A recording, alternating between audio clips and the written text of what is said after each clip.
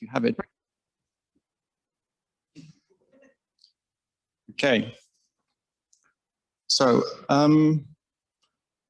we have Danny here too. Yeah. Yeah. Go ahead and read the intro. Yeah. So just before we get to Jacob's teaching, I thought I would read kind of the kind of intro to this teaching today that Jacob has been working on for, and I've had a chance to talk to him about. The teaching is called Prefigurative Politics in the Millennial Left. So before folding into center-left political parties, the Millennial Left went through a neo-anarchist or prefigurative phase. The movement of the squares, encompassing Occupy and then Indignados, is the most visible manifestation of this prefigurative turn in politics. With prefiguration on the rise again today, this teaching seeks to clarify and critique this tendency as a historical phenomena of the left. And so this teaching, in the same way that we're discussing things related to the Millennial Left yesterday, I think this will also give a deeper dive in history into what's behind a lot of phenomena we see today. So, right. And maybe it's worth mentioning that, well, Danny and I are working on planning to write an article on Occupy. And so we've both done a bit of research on that. I think it'd be nice to have Danny here to have a more kind of lively Q&A session at the end. And I think Danny also participated in Occupy. So, all right, so I'll get started.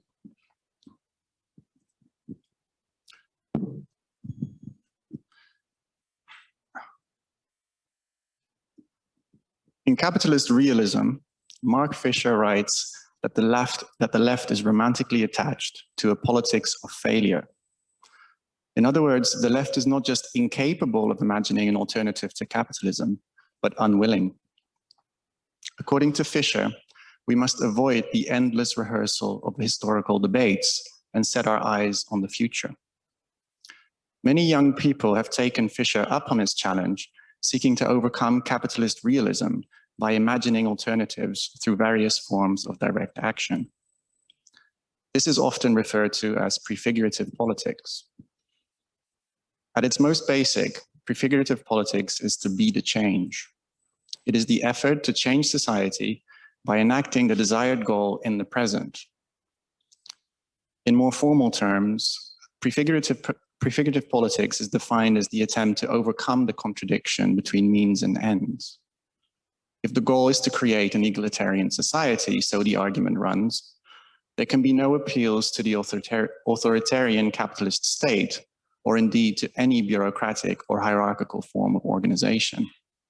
The emphasis, therefore, is on direct action and mutual aid, and the preferred forms of self-organization are horizontal and directly democratic.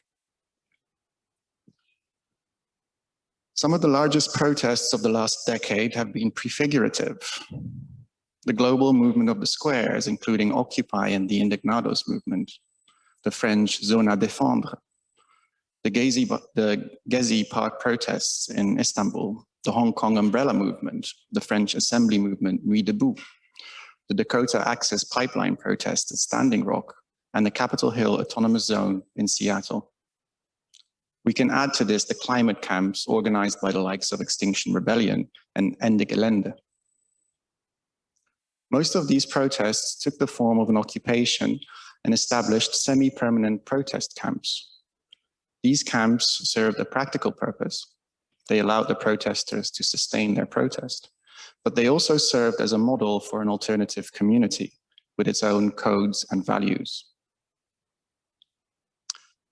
A prefigurative action does not have to take the form of a protest camp. It can take any number of forms: squats, social centers, communal living spaces, co-ops, community projects, and so on.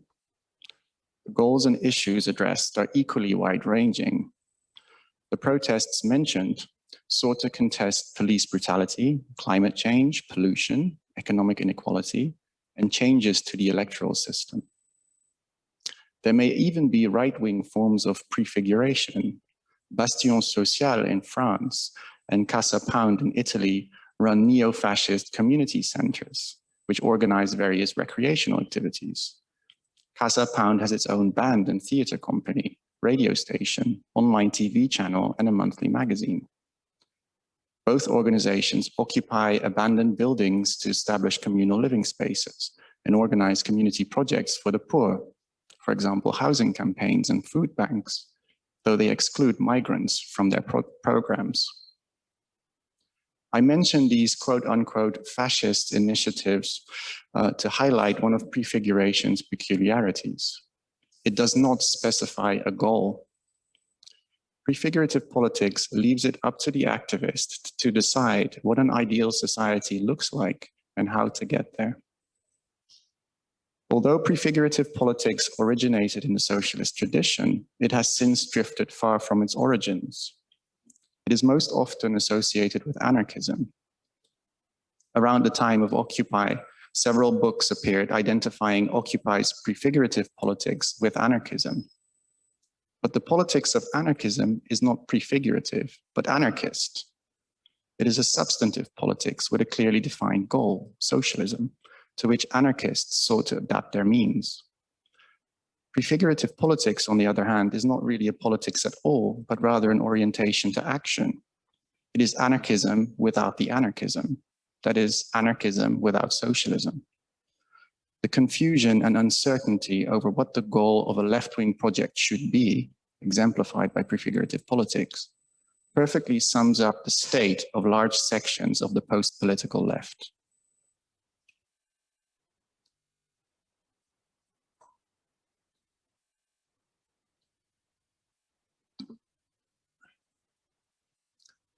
The most visible example of prefigurative politics in recent time was the global Occupy movement.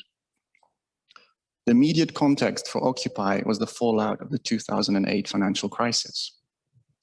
Angered by bank bailouts and austerity measures, and galvanized by the uprisings of the Arab Spring, protesters occupied parks and city squares in 950 cities across Europe and the United States. They lived in camps organized on the basis of radical equality and inclusivity. Most camps had a kitchen, first aid post, and a small library. The larger camps had additional amenities.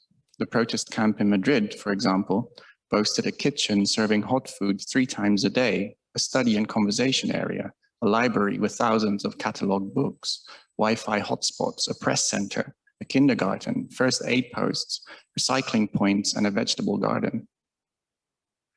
The camps also had political institutions. These were the general assemblies where people would meet, where people would make decisions about how the camp should be managed and what goals it should pursue. The General Assembly was an instrument of direct democracy and attempted to make decisions by consensus.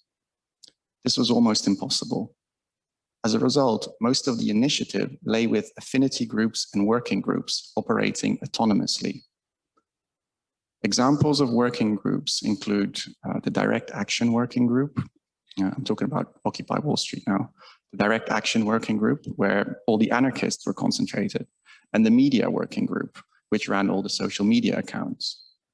Other working groups resembled think tanks, with names like Long-Term Policy Working Group and Short-Term Policy Working Group.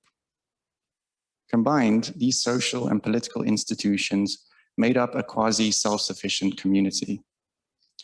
One journalist described Occupy Wall Street as a city within the city, a small working democracy. The occupiers sought to preserve their independence from the state. In Madrid, protesters chanted PSOE, PP, referring to the main left and right-wing parties. It's the same shit. In New York, one of the slogans was, occupy everything, demand nothing. Both in Spain and the United States, protesters refused to align themselves with a political party or make demands of the state. They hoped to create an autonomous movement committed to generating its own solutions, as the New York General Assembly put it. However, the demand for systemic change went hand in hand with specific proposals to reform the system. In Zuccotti Park, there were placards reading, "End the Fed," "Bring back Glass-Steagall," and abolish corporate personhood. In Spain, protesters collected 15,000 proposals on how to, quote unquote, improve democracy. Occupy's political imagination was dominated by the idea of democracy. When the Indignados marched in the street, they shouted, "Real democracy now." And in a statement put out by the New York General Assembly, the occupiers demanded true democracy. What this meant was that in the camp, everybody was allowed to have their say. Occupy did not define itself ideologically, but left it up to the people to clarify their ideas through the General Assembly. The process of consensus decision-making was supposed to produce a vision for a new political order, as David Graeber put it.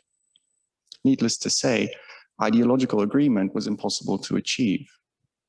One occupier reports that political debate proved so contentious that it was suspended almost as soon as the New York occupation got underway. Occupy sought to be a radically inclusive space for imagining a better world. It did so by welcoming everybody, regardless of their ideology, as long as they held to the rules of the process. This prefigurative mode of organizing certainly played a part in Occupy's success. As one occupier put it, quote, "Whatever your issue was, you could come to Zuccotti Park and be in community with folks who want to see change." In the words of another occupier, quote, "Everybody who's frustrated, angry, or had any kind of issues that they wanted to address felt like this could be their movement." If the open-ended nature of the protests drew people to the parks, it is also what eventually repelled them. Very few conclusions were reached. The movement suffered from aimlessness and ideological confusion, which was productive for a while, but ultimately proved a liability. Moreover, Occupy did not deliver on its promise of inclusion and equality. Full participation in Occupy's horizontal institutions was reserved for those on a flexible schedule. Students, professional activists, and freelance professionals made up the bulk of Occupy's population. And while claiming to be leaderless, Occupy produced an informal leadership. Of course, it was only natural that Occupy should produce its own cadre. But since leadership positions were not acknowledged, it was not clear who the leaders were, nor could they be held accountable. Finally, the General Assembly system of direct democracy was dysfunctional. And actually, many of the occupiers acknowledged this afterwards. Many of these lessons had already been learned by Occupy's predecessors. Occupy's most distinguished characteristics, consensus decision-making, the people's mic, the affinity group and spokes council structure, working groups, progressive stack culture, and even the slogans were borrowed from the direct action movement, which in turn inherited many of its features from the New Left. It is to this history that we must turn to understand the evolution of prefigurative politics.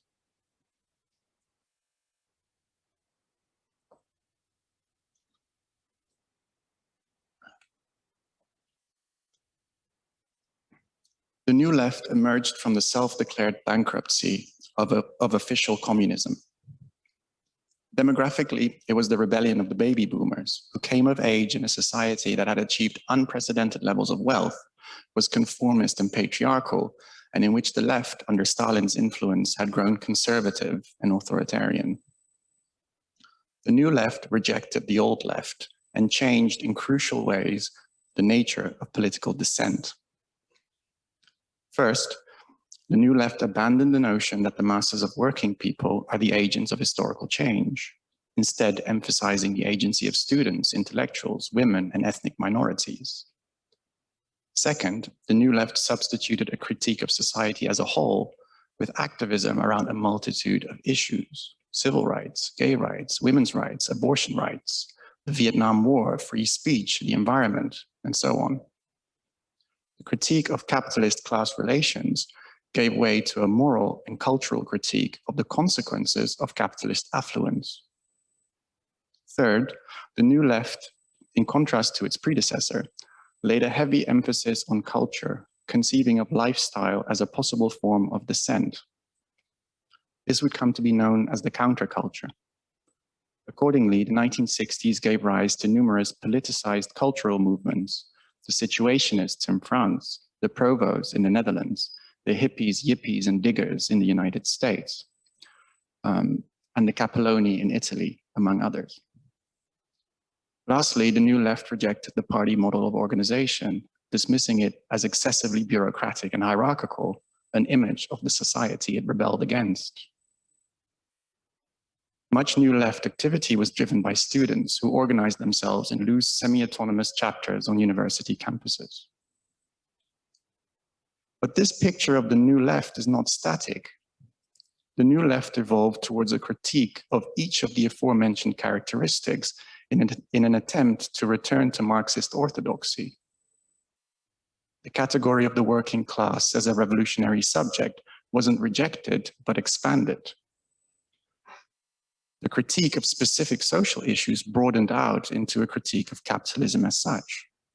Sections of the New Left came to regard the counterculture as a bourgeois aberration. And lastly, the loose horizontal organizations of the student movement gave rise to an attempt to build a vanguard party. The Marxist turn of the New Left of the early 1970s amounted to a self-critique of much that was new in the New Left. One of the things that made the early New Left distinctive was its prefigurative approach to politics. We can see this in the politics and organizational structure of the Students for a Democratic Society. Founded in 1960 as a campus-based organization, the SDS sought actively to mirror the society it hoped to achieve within its structure, forms of decision-making, and organizational culture. Instead of building a traditional top-down institution, it opted for a confederal structure, with autonomous campus-based chapters supported by a weak national office. Leaders were elected by consensus and rotated annually to prevent them from accumulating too much power. The SDS tried as much as possible to eliminate office functions, the division of labor, and centralized decision-making. The underlying idea was that a new society had to be built on new social relations and had to be built by new people. Politics wasn't just about power, but about creating a new community. As the Port Huron statement affirmed, the function of politics was to bring people out of isolation and into community, allowing them to find meaning in their lives. In other words, the immediate transformation of social relations was as important as, and often took precedence over, the question of power. Greg Calvert, National Secretary of the SDS in 66-67, was one of the most outspoken advocates of prefigurative politics. He argued that capitalism destroyed the kind of community which makes human relatedness and love possible. The goal was to replace the loveless anti-community of capitalism with a community of love. While struggling to liberate the world, he proclaimed, we would create the liberated world in our midst. According to Calvert and others, politics itself had to be transformed if the desired goal was to be achieved. The means were as important as the end. Instead of formal democracy, there would be participatory democracy. This was supposed to restore to individuals the agency that capitalism had taken away from them. It would also create strong bonds and foster initiative. The SDS sought to close the gap between means and ends by establishing counter-institutions run on egalitarian principles. They founded free universities that taught courses on anything from Marxism to the history of art to community organizing. Some members of the SDS went and lived in poor neighborhoods, organizing residents into community unions. Here, organizers tested theories of participatory democracy in reality. Students and residents worked together on projects ranging from garbage pickups to campaigns for better housing. There were no hierarchies and decisions were made by consensus. Residents were encouraged to join the staff everybody was paid the same subsistence wage.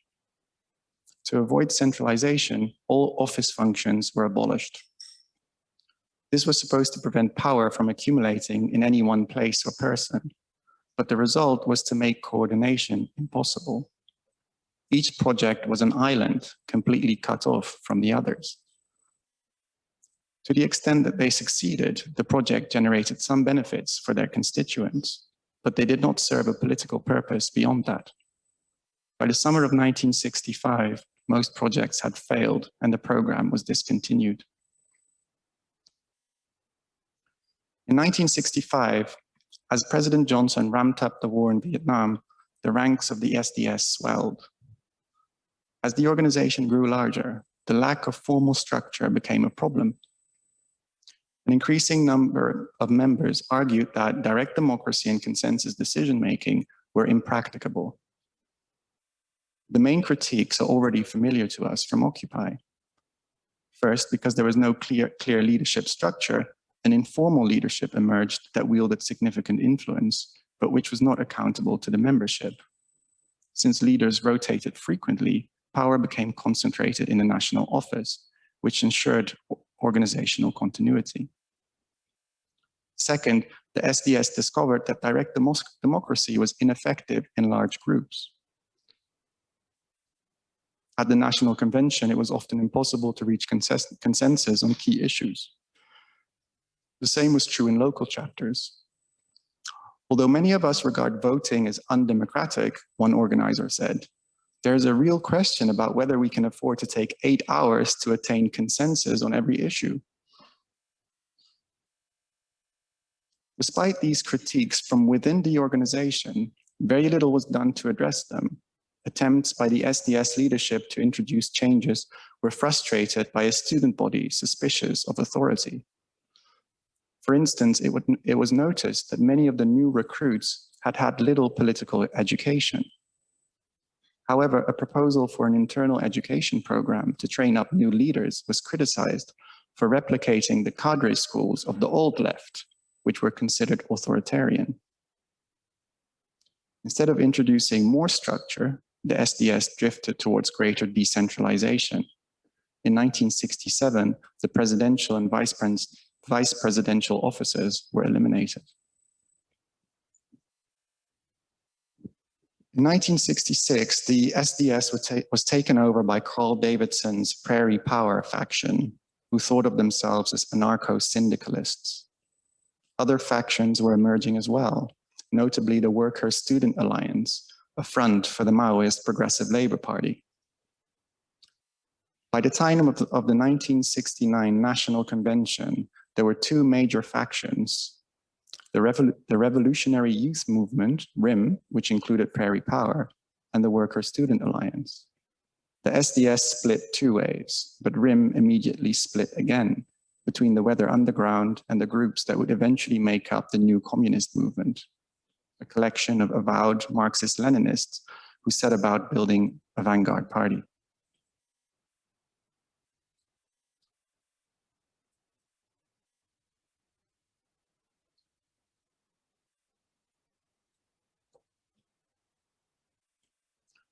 The term prefigurative politics was coined by Carl Boggs, a professor of political science, himself involved in student politics on the UC Berkeley campus in the late 1960s. In two papers published in 1977, he critiqued the politics of the New Left, which he argued was characterized by two opposing tendencies: mass protest politics on the one hand, and small Leninist sects on the other. He compared and contrasted this split in the New Left with a similar split in the socialist tradition. Looking back, he contrasted a statist tendency, Leninism, social democracy, with an anti-statist, or what he called a prefigurative tendency, anarchism and left communism. Boggs argued that each strategy failed to deliver on its revolutionary promise. They either reproduced state capitalism or led to marginalization and political irrelevance.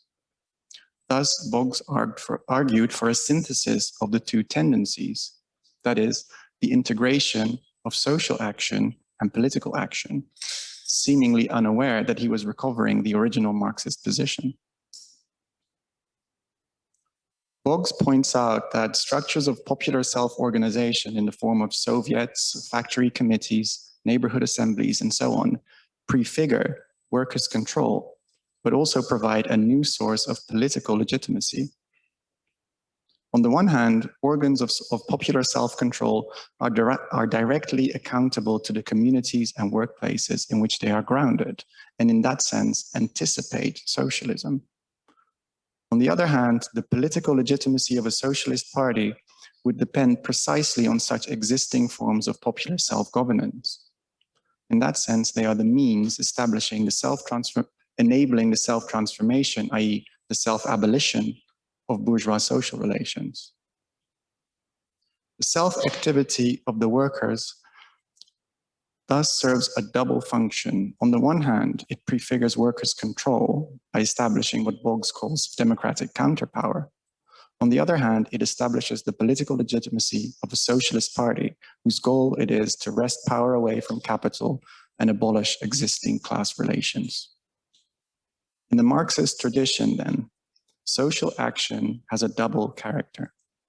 It prefigures workers' control and in that sense anticipates socialism, and it enables the political struggle for state power. Prefigurative structures in the forms of organs of popular self-management are best thought of as sources of social power, which both anticipate a free society and provide the political legitimacy required to realize it. Note, however, that these collective agencies are non-identical with the society they, quote unquote, prefigure. What is prefigured is workers' control, the revolution, not socialism. Right, critical Bonapartism. Once workers have successfully seized political control and democratized production, there no longer is a working class to speak of, and the social forms that will emerge then are unknowable. In this transitional phase, the social organizations of the working class will assume responsibility for production and take over certain functions of the state, as anarchists and syndicalists like to stress. But the key point is this: their goal is to render themselves obsolete, not to prefigure a free society. This is why the concept of prefiguration must be approached critically. Boggs' critique centers on the schism between social and political action.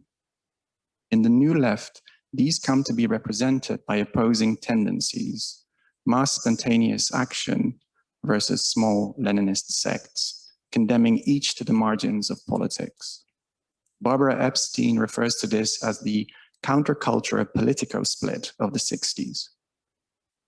While the politicos went into decline, the countercultural movement flourished.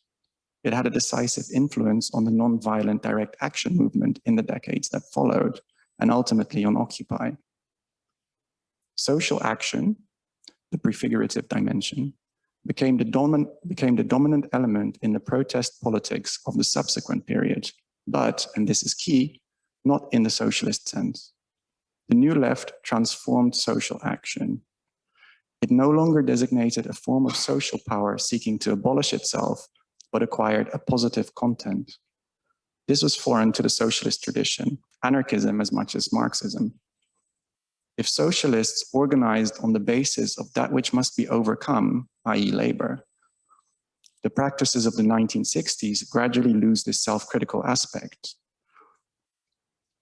The New Left brought a new political content to the prefigurative tradition, attempting to integrate personal and lifestyle issues into politics, as well as a range of other issues, healthcare, culture, ecology, and so forth.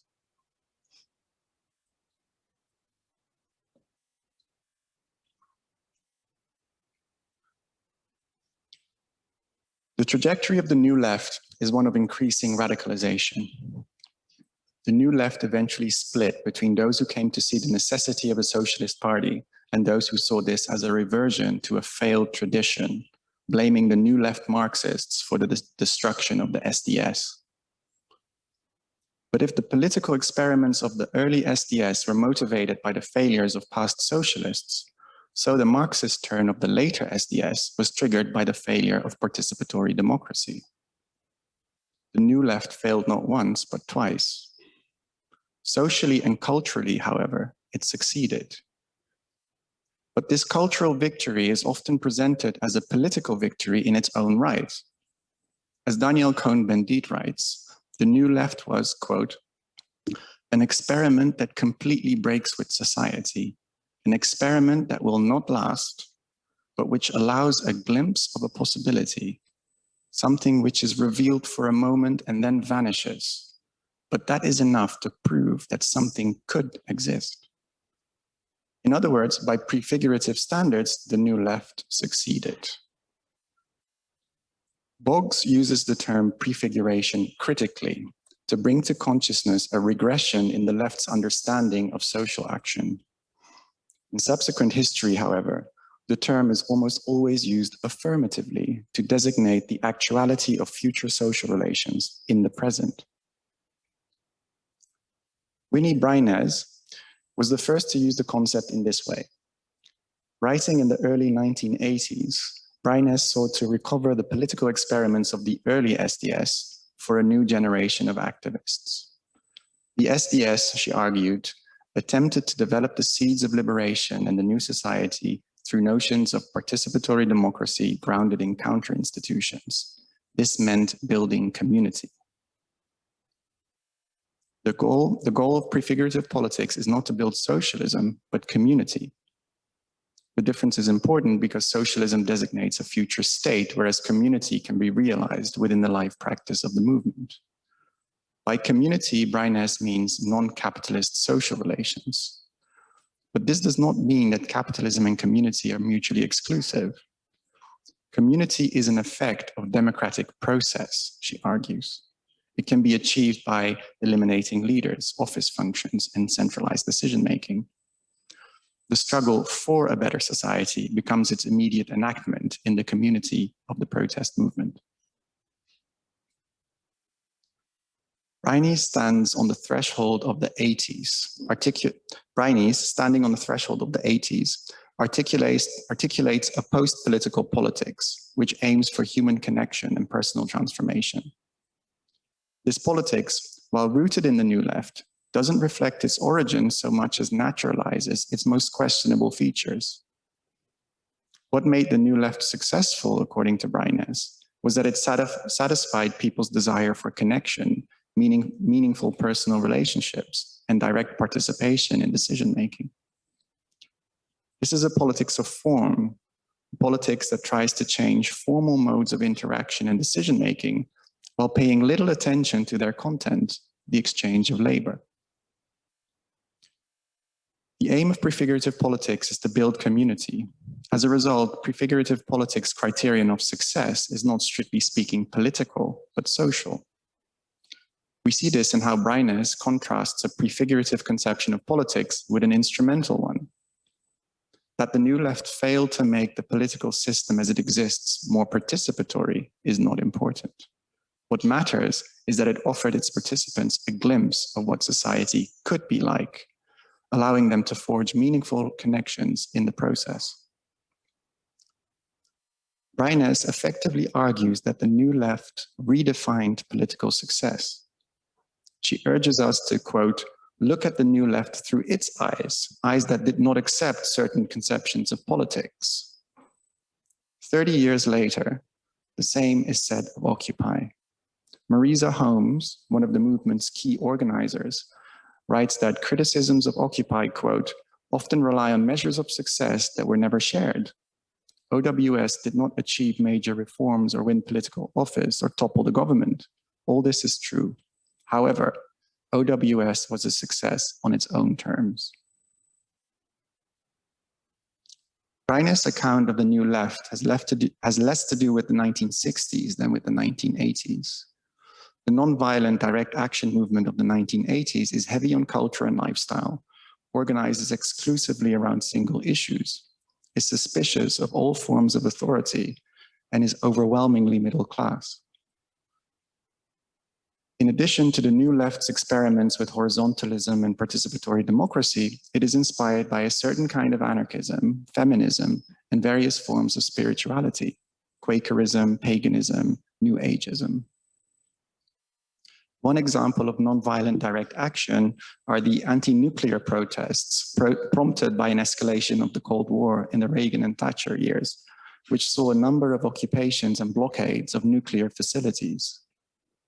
For instance, in 1982 and 1983, activists tried to shut down a nuclear weapons facility outside of Oakland, California.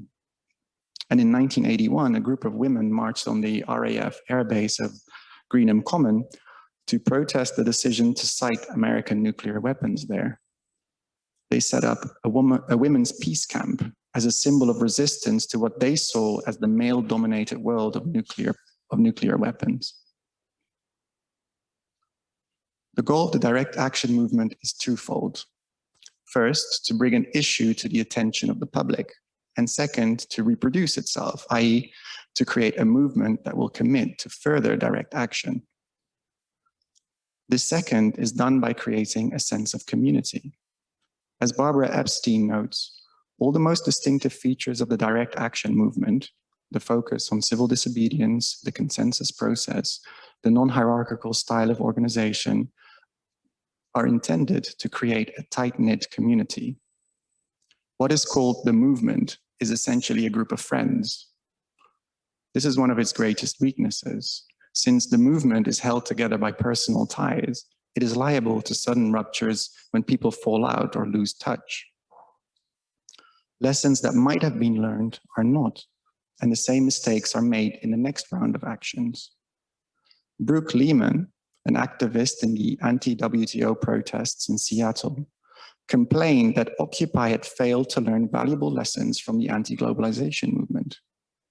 But this is unavoidable when the need for formal organization is rejected.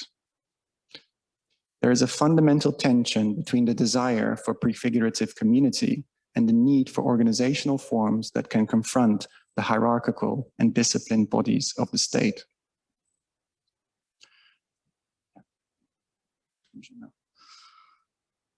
The conceit of the direct action movement is that the protest camp or community prefigures an alternative. We might say that it takes a problem and performatively solves it within its own community. Look, the protesters seem to say, we have created a model for a better society. But what kind of society are they prefiguring? A society without clear and responsible leadership, where one is accountable only to oneself and a group of one's peers, where there is little communication across affinity groups, where protest is an expression of personal identity, where society is relegated to the status of community. All these features point back to neoliberalism, the quote-unquote obsolescence of society, and the quote-unquote liberation of individual identity.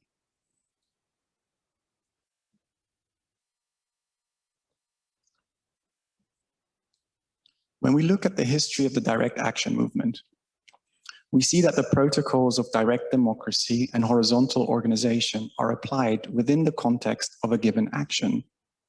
The goal, which could be anything from the occupation of a construction site to the blockade of a road, is determined in advance. Direct democracy is a means to an end, i.e., a means of coordinating an action. But it's also an end in itself, to the extent that it prefigures a more egalitarian society.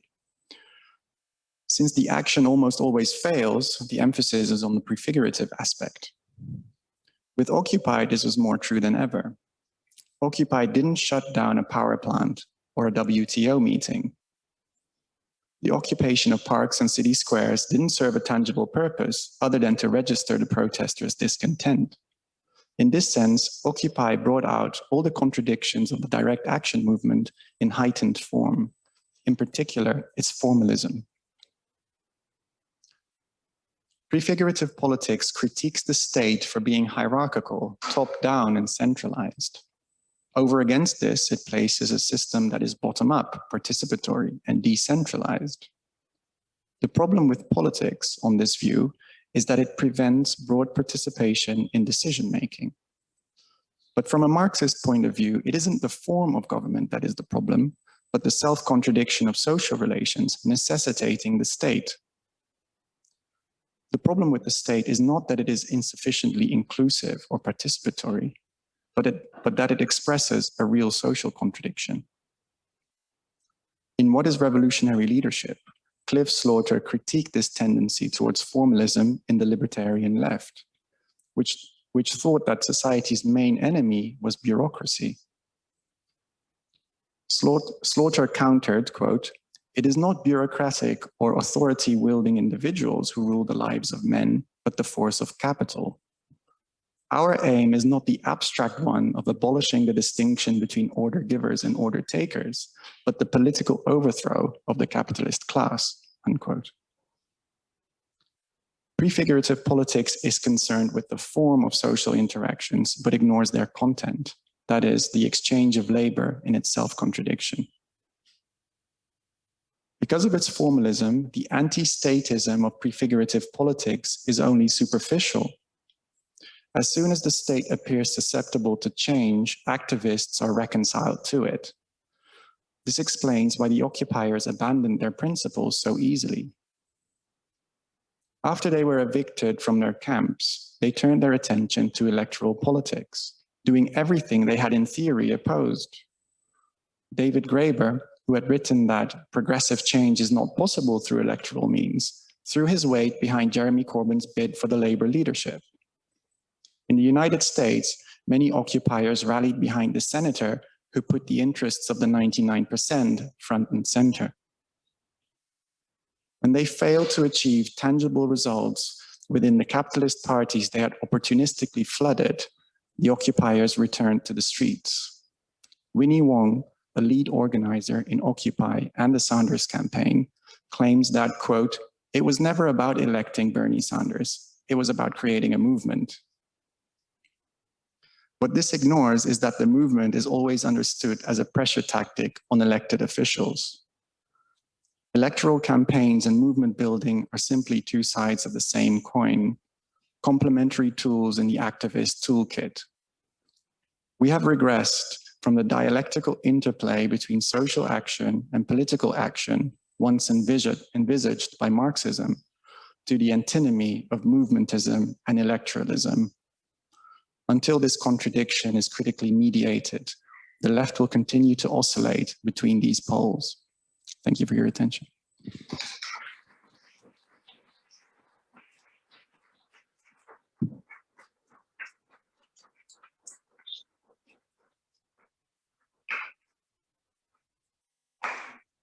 Yeah, Richard Rupin asked 2 questions, so I thought I would read them out. So here's the first question. We'll start with the first one you can answer, and then we'll go to the second one. And then I have a few questions as well. And then we'll also take questions from the crowd. Richard writes, "Is not prefigurative politics essentially reformism without hope of reforms? Is not the refusal to make demands and the theatrical character just a despair over politics? Why is the subsequent shifting to a straightforward social democratic reformism not simply a sobering up and act of self-recognition?" Thanks, Richard. That's a very good question. As to the first part, the premise, I would agree with the premise of the question.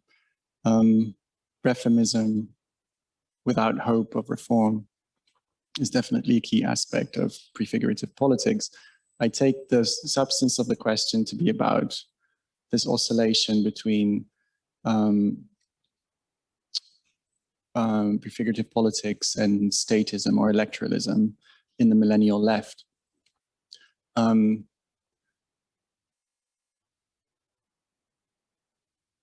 I think the point is that the statist tendency in the kind of socialist turn doesn't really achieve its goals either. So I would say that the kind of critique that we see from the standpoint of the socialist turn of the prefigurative politics of Occupy is valid. But equally, the critique of Occupy from the standpoint of Occupy of the socialist turn is valid too. You know, the assumption seems to be that the statist turn was more successful, right? The assumption here is that the socialists, the quote unquote socialists in the DSA, achieved their goals. Of course, they didn't. So we have to take on board the anti-statism, at least in theory, of prefigurative politics as a valid critique of the socialist turn.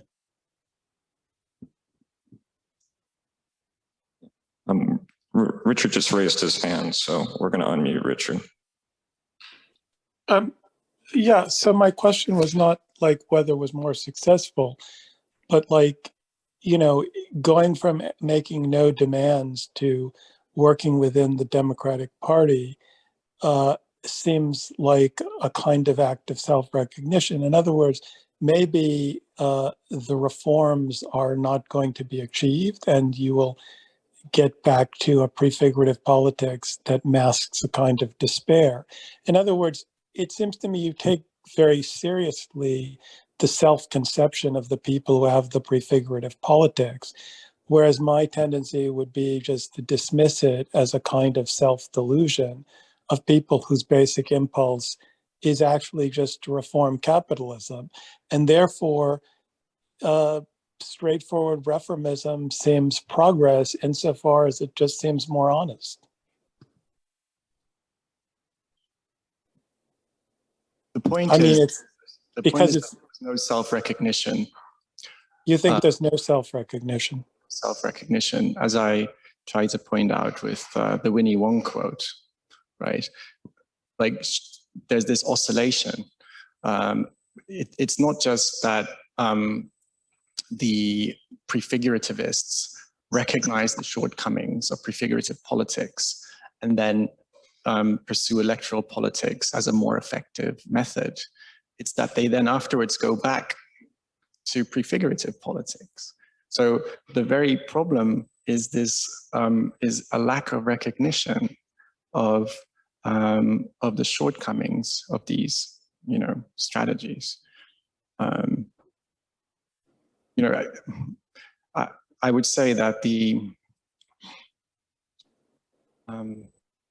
you know, we in Platypus, we like to kind of talk about this, I guess, in terms of an anarchist and a socialist turn. But of course, there was no anarchist turn and there was no socialist turn. But within the minds of the millennial left, there is an opposition between these two, right? And that helps us to clarify a lack of critical consciousness. You know, what this oscillation makes palpable is the absence of Marxism. So to go to the second question I raised, do you think that this has any long-term effects? I mean, the New Left had long-term cultural effects, even though it did nothing about capitalism. The question is, do you think that there have been any, or is this just the endless repetition of the New Left on a lower level? Well, that seems to be what's happening. You know, I'm reminded of the Hegel quote. But I can't remember exactly how it goes, but the idea that before history changes, everything, it kind of produces one last repetition of the kind of essential elements of the previous epoch. And perhaps that is what we saw with Occupy. You know, I was trying to point out that in the nonviolent direct action movement, participatory democracy and consensus decision-making actually serves a purpose. It's to help affinity groups coordinate actions. But in Occupy, there was no actions that were being coordinated. In a sense, it was like pure prefigurative politics. It was like And in that sense, you know, the contradictions were more heightened. So perhaps it's a sign of the end of prefigurative. If I'm being very hopeful, it might, you know, we might move into something else. And I guess on top of that, it is also something that is associated with neoliberalism. It is a politics that develops within the, you know, what is sometimes called the global justice movement or the anti-globalization movement, which is very much associated with like the Zapatistas, with activism taking place in South America, opposition to NAFTA. And so the substance of that politics is anti-neoliberalism. And perhaps the fact that we are now seeing the end of neoliberalism might mean that we're also seeing the end of prefigurative politics. Well, but then to use your own analysis, what would that mean? Would that just mean a return to social democratic reformism? I don't know what it means. I'm just going to actually ask the question, and then I've seen some of the hands go up. You know, one of the reasons why I've been thinking of this, you know, the different moments of the millennial left is because now the millennial left is starting to tell their own history. And so one of the articles that Jacob and I had discussed in preparation for this teaching was an article I had sent around from Christy Offenbacher and Benjamin Fong on Occupy, on the myth of Occupy.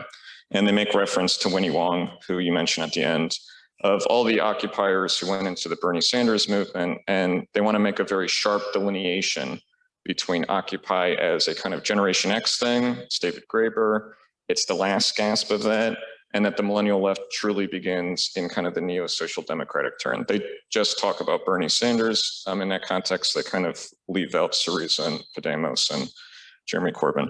And I guess the reason I bring that up is because it is worth you know, considering that Platypus has a kind of critical view of history, trying to get at what's behind this, right? Meaning, you know, as soon as I saw the title to the article, I went, yes, they absolutely want to separate out that there was any other path the millennial left could have taken. And so for me, it wasn't whether or not Occupy was some great, amazing thing.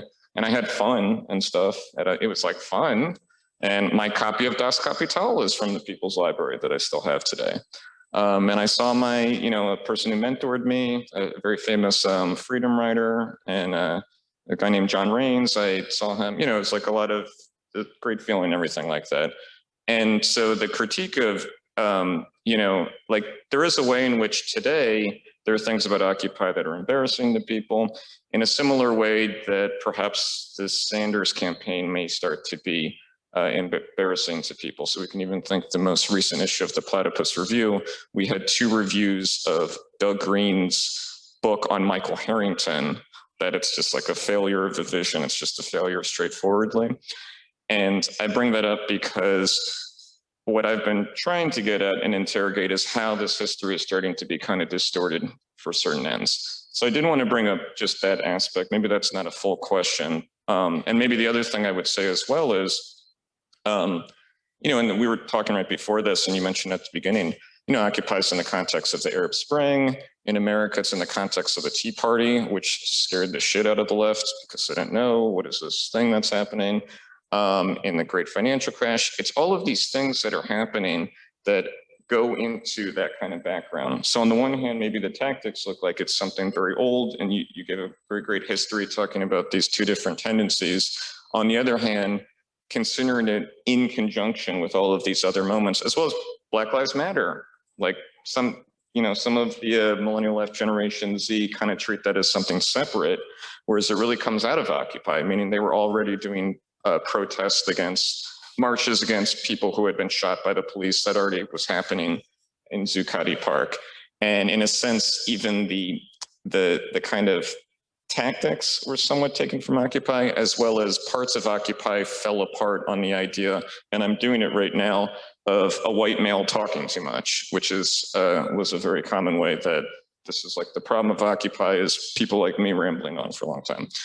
So I just wanted to bring that up, that there's a lot of things in the background in this kind of history. And when I saw that article and we discussed it, and I think everyone should check it out, it is the way that the Millennial Left is now going to kind of form their history for, you know, I don't know, the next generation or further generations, or even for themselves in a certain way, and getting behind what's the blind spot. Now, I saw Stefan. Can I just quickly respond to that? Yeah. You know, I agree with everything you say, and the critical work to be done at this point is to recover the critical dimension of Occupy, which is kind of what I was trying to do with the article, right? What we're seeing in the Millennial Left today is that Occupy appears to us through the lens of the socialist turn. So it is always evaluated from the standpoint of the Sanders campaigns and the Corbyn campaigns that came after it. But Occupy has a critique of that too, right? And it's a very kind of shallow critique.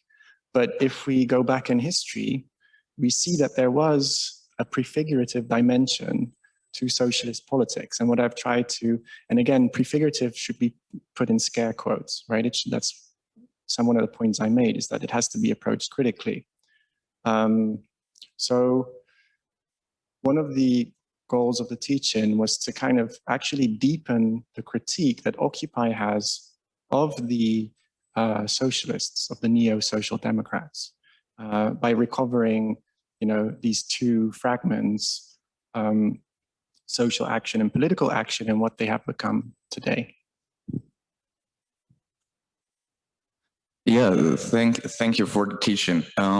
You drew an historical arc over the development of prefigurative politics, and it felt like some elements were missing. For example, yes, before the new social democratic term came Occupy, but before Occupy, there was the anti-Iraq war movement. And we could also, for example, say that Occupy, yes, it was a reaction to the financial crisis, but also to the drying up and dying off of the anti-Iraq war movement. And if we go further back to the New Left, you can also see that the early, even the early 1960s New Left had its history. And that was the 1950s intervention into a crisis of civil society, with most prominently, I guess, the civil rights movement. But you also had parallel developments in Eastern Europe. So I would say with both of these examples of prefigurative politics, you can see that before the left tried to make an intervention in a broader, more general crisis of society itself. And I think that's important if we're trying to make sense out of what prefigurative politics was on the New Left. And even one step further, you said there is no socialist history of prefigurative politics.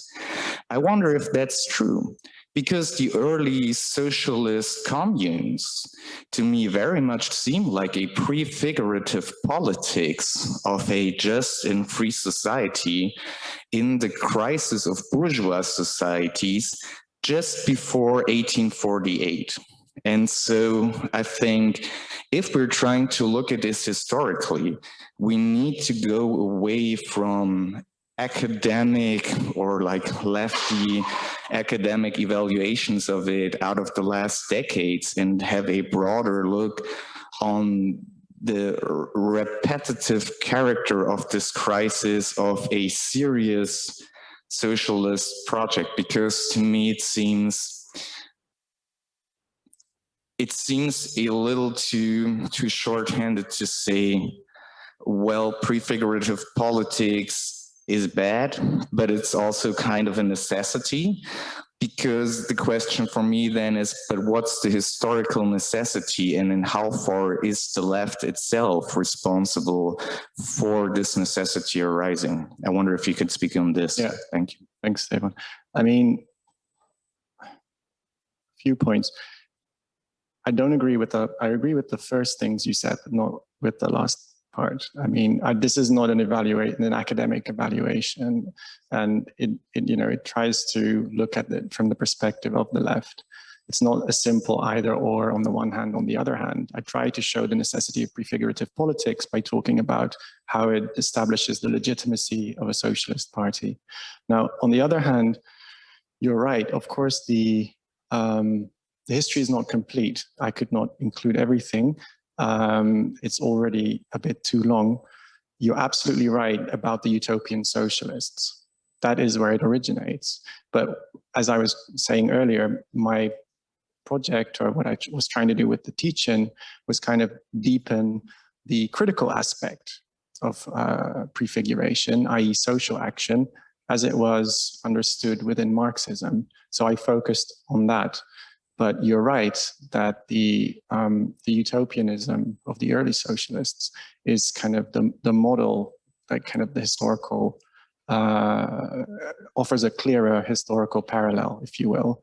And then the point about the 50s and the early 60s and the civil rights movement, you're also right about that.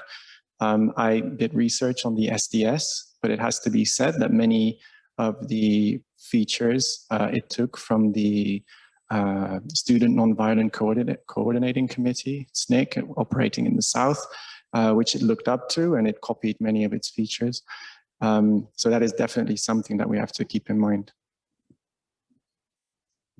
I'm just going to say something quickly. I just wanted to say, in terms of, if you read in the Platypus review of various people at the time, so like the Occupy panels that we have, as well as the David Duwalde one, they kind of do embody that, you know, also behind Occupy was the disappointment with Barack Obama, right? Because from the economic perspective, if I can be like very vulgar for a second, there's really no difference between the Tea Party and Occupy, which is why Donald Trump said, yeah, it's like the same thing. They're both complaining about the banks, and the banks are killers, right? That was Trump's phrase. That's like an Occupy one, but now it kind of freaks people out today because Donald Trump says it. But I bring that up so as to say that there is this thing in the background that it is related to, therefore, the anti-war marches in that sense. And the other thing I would say is not just socialism, but of course the history of Marxism can always justify prefigurative politics in some way, because the idea is that, we know this from Chris's article on Horkheimer on the sociology of class relations, that a party would in a sense transform one's consciousness to grasp the whole. And so there is, you know, obviously that's somewhat of an esoteric phrase for people, and so it can mean everything and nothing. But there's some way in which it looks like Marxism has this thing of a party would actually change what one could see, and therefore how one could behave and act. And also there's the solidarity question of, you know, the idea is racism would be overcome kind of just through the class struggle, right? James Cannon has a great thing about former KKK people and Black people in factories in the class, right? So go ahead, Jan, sorry. Yeah, thanks a lot for the teaching, and also thanks a lot for expanding on the background. I think I want to add to this that I'm a bit skeptical about this category because I think there's not also this background to Occupy, that you have Obama and you're skeptical about the usage of the category. In a sense, prefigurative politics as a really, let's say, type of politics that is you can see in the development of leftist politics. And for example, in the new communist movements, of course, all these small Maoist sects, they had their idea how they would combine social action and political action. They had brought civil society activities and tried to build a working class community and culture. And I think there is a bigger question of ideology and of the general political background in the 70s, but also in Occupy, that plays to the different types of prefigurative politics. And so I'm quite skeptical if it's possible to really trace the conjunctures of leftist politics through this category. Yeah, maybe you could comment on why you focus on this needle point.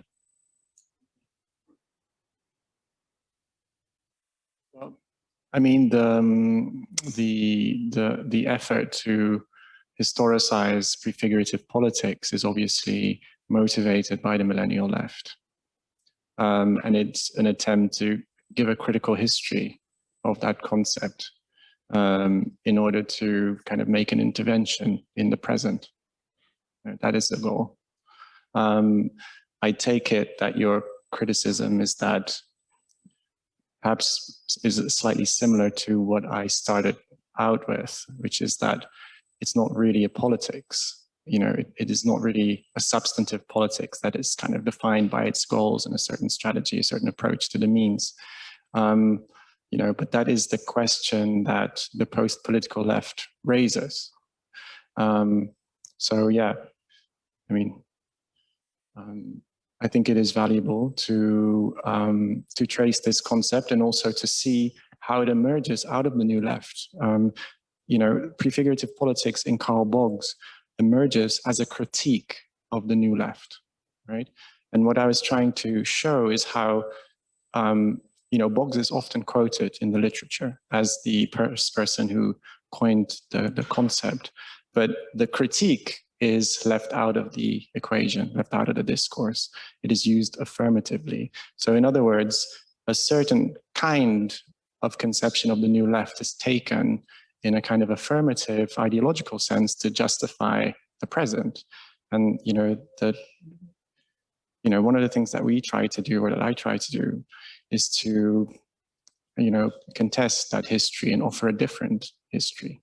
And so I think that motivates the idea of tracing prefigurative politics in history.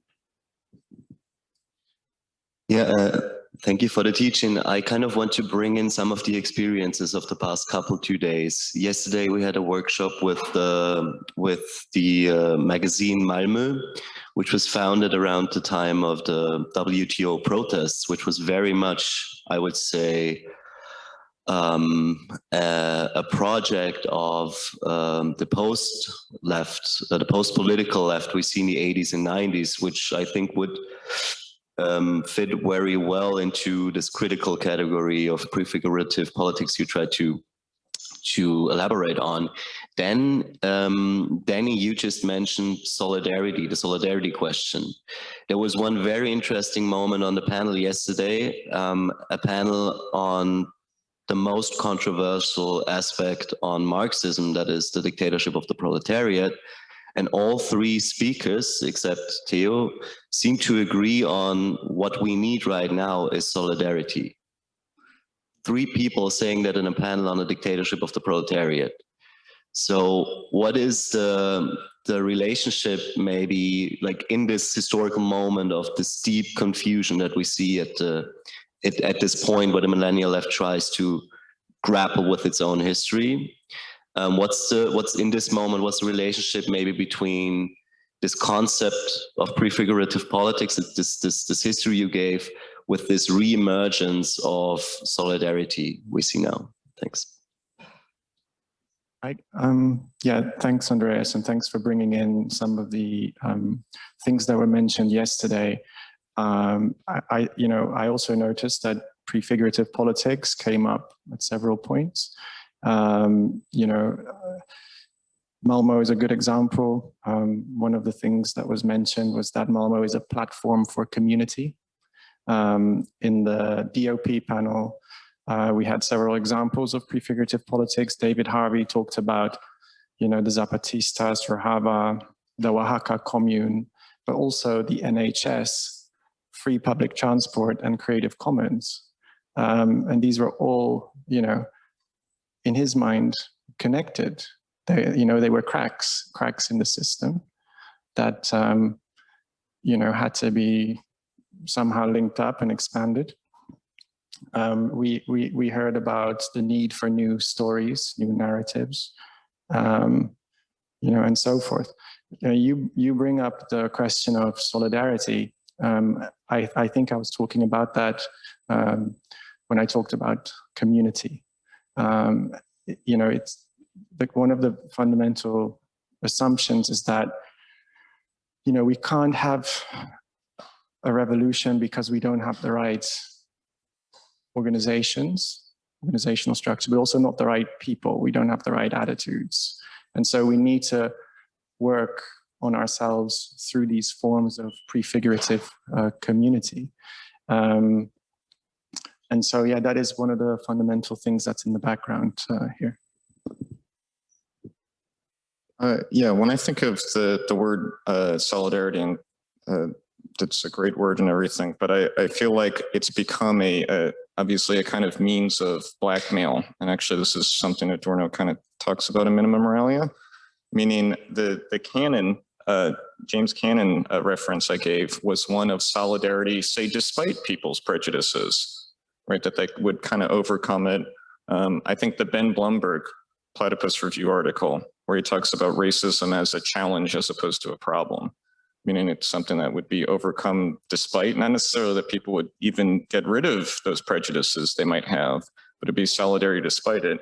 Whereas I feel like today, and I apologize if this is cynical, but when people kind of say solidarity, it's a little like, it is a little blackmail. It's a little like someone saying, tell me you love me, like tell me you're in solidarity with me. And it becomes like, it actually becomes, since we're talking about prefigurative politics, it becomes a form of social regulation in that sense, as opposed to being something that was kind of like a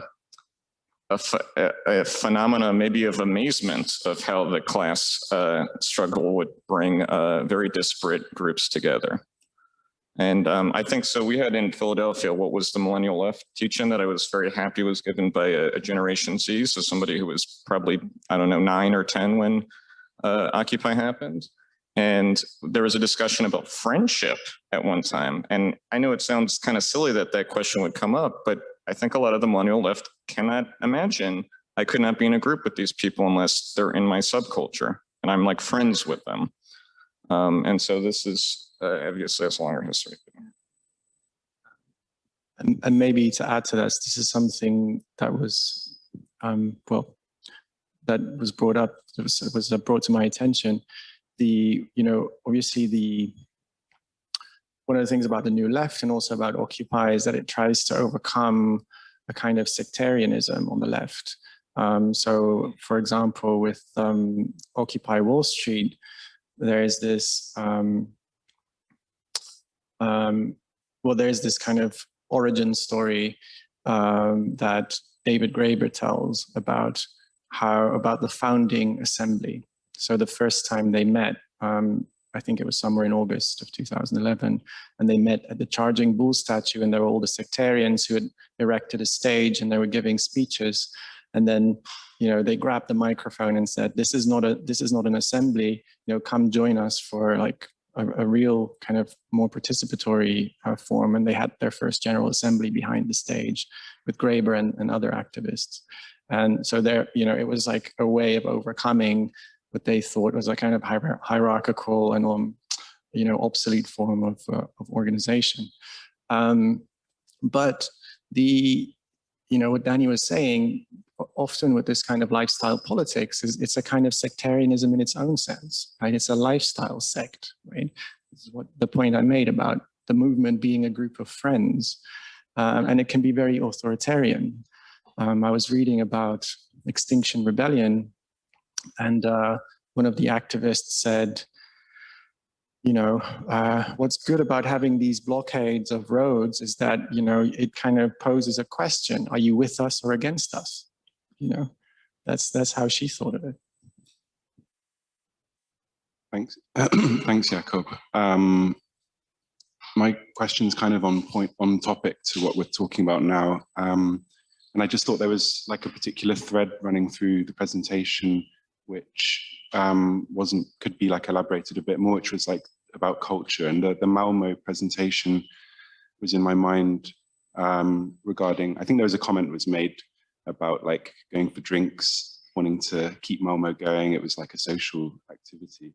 And I just thought that this was like a thread running through the presentation about affinity and friendship and what is an affinity group? I guess this is like a term that's been talked about in Platypus, but maybe not that well defined.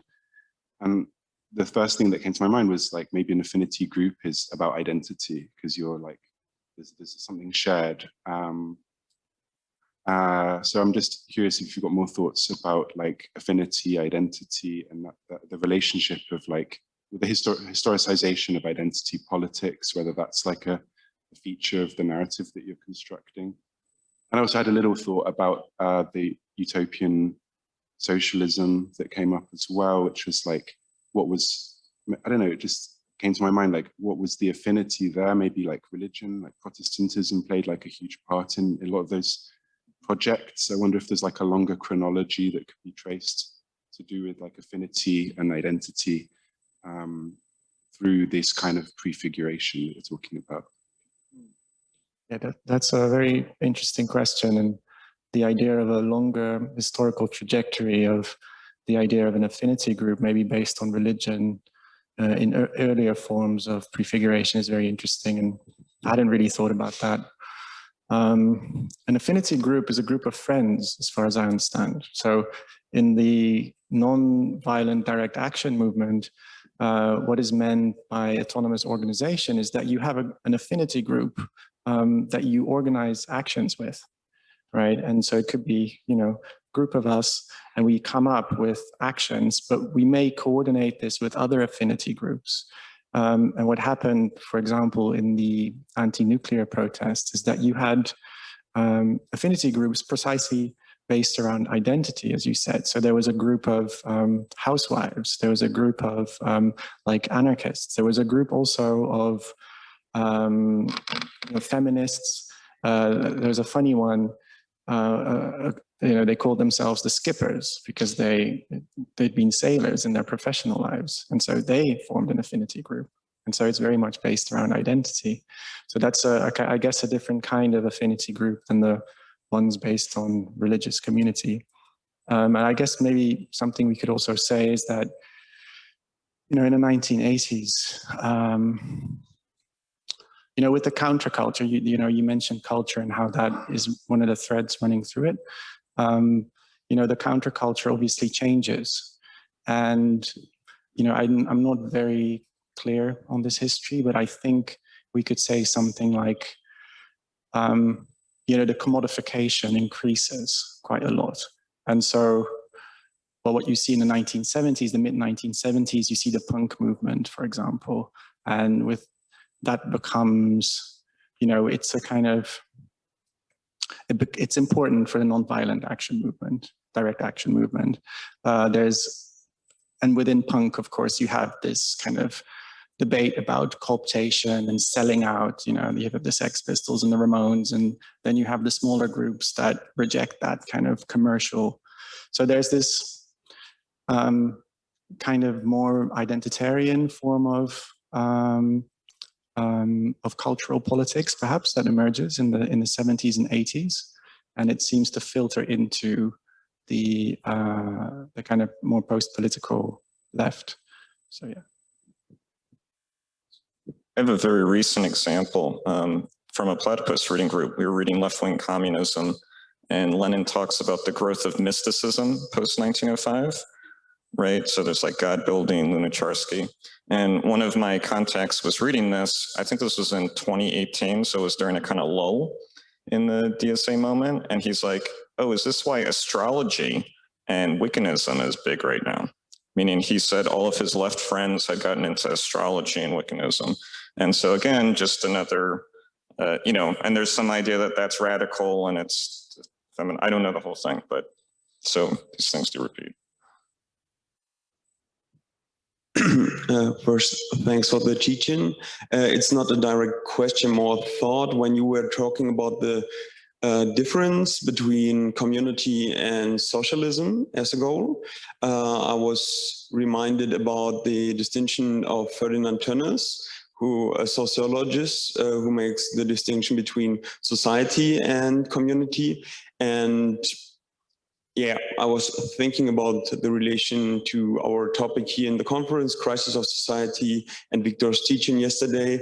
Could it be, or in which way you think it's related that people are focusing more on community? Is it that society is not even possible to grasp anymore, something like that? It's not a clear question, but Do you have some thought about that? Yeah, absolutely. That's a really good point. I mean, I try to hint at this by saying, well, you know, what kind of society is being prefigured by these communities, these affinity groups? It seems to kind of reproduce many of the key features of, you know, of neoliberalism, or the way that it has been conceptualized. So yeah, there's obviously a regression there in the understanding of society. If we think of society as something that is constituted by a dialectic between the individual and society, between the individual and the social totality, this distinction disappears. And perhaps in the same way that this distinction between means and ends disappears in prefigurative politics.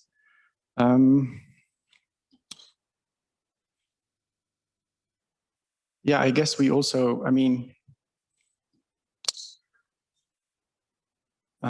something else is that, well, you know, it's capitalism itself regresses below society, right? It becomes a kind of, it becomes feudal in the way that different community groups compete with each other over resources. And so that is something to kind of critically bear in mind when we criticize prefigurative politics for, you know, kind of not having a fully fledged understanding of society, I guess. But maybe, I don't know if Victor wants to come in on this, or.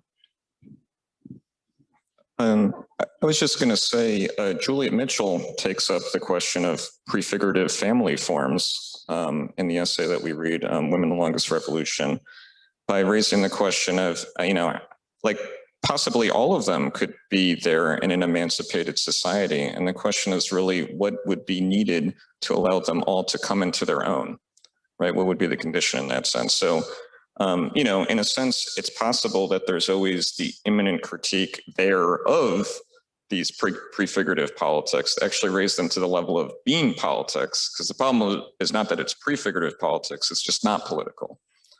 But that might be someone's path to the necessity of the dictatorship of the proletariat. It might actually look to them at first as just something like what's going on in their household. Or I'm going to quote Lenin because I love doing that. He goes, some people will come to communism through forestry. So it's not impossible. It's rather the way in which different, you know, discontents could play out. But I'm next, right? Okay. First of all, I want to defend a little bit Mark Fisher, with whom you started, because as I understand Mark Fisher, he was not in favor of prefigurative politics. He was even a very vocal critic of the neo-anarchist moment of the millennials, and he said so repeatedly. And I think he was first and foremost a cultural critic, and his capitalist realism, or the slow cancellation of the future, is a cultural diagnosis and should be addressed in his mind in cultural terms, or in the cultural sphere. So when he was talking about some kind of utopian spirit, he didn't mean prefigurative politics, but simply cultural products, like for utopias like novels or films or anything, which kind of move out of this kind of like dystopian imaginary that we're in. And secondly, I wonder if we're not prone to fall into some of the same traps that Indignados or Occupy fell, if we don't think hard about strategy, about organizational design, and even a little bit about utopia. Because what are those kind of endless meetings a symptom of no one having a plan what to do? And this is why they really have to start from scratch again and again, because no one has a strategy. And I'd say if some kind of moment arises, I'm not seeing it, but yesterday a panelist was pretty sure about it, so we never know. Then we need to have some kind of plan shelved, ready. Of course, it can't be exhaustive, but it needs to be there, some different scenarios and so on. I don't know if you know this film Captive State. It's a Hollywood film about kind of an alien occupation, and a bunch of revolutionaries start their kind of revolution and kind of want to attack the aliens. And as soon as kind of the sign goes on, like everything runs just smoothly and perfectly, and then the aliens take a hit. Okay, and lastly, I think what we also have to think about is the idea of community. And I also don't think that kind of community is like the perfect ideal of society or something. I want to live in an alienated, atomized, kind of modern liberal society. But it seems as if there is a need for community for some people. And what the workers' movement has done in the 20th and 19th century was to provide some kind of forfeit organization, some kind of point of attachment for people to get involved into it. And this is something that those prefigurative politics have been able to do and have been able to provide, and have to, you know, they have kind of gotten people in via this. And in this way, they had something to offer. And the socialist movement, as of now, doesn't really have anything to offer. And so maybe we could even kind of imitate that in some other way. Yeah, thank you for your comment. I'm no specialist on Mark Fisher, but at the end of the book, Capitalist Realism, he talks about some of the things that I quoted. He talks about the need to develop socialist desire, right, which I would interpret as prefigurative politics.